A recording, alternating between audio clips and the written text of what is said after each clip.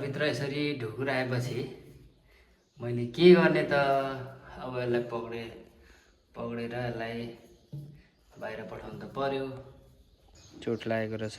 अब यसलाई औषध दल्दिने अनि त्यस पछाडि साह्रो खुवाइयो। चारो खाएर जान हो। अब जा खुवाइयो यसलाई। पुरै पठाएको यसलाई। ल अब जान्छ। खेली खा जान आँटेछ।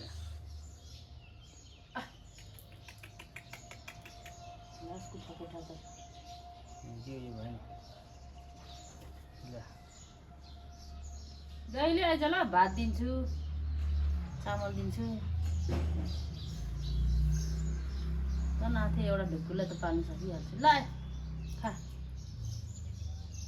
तर यसले कति खुसी भयो है।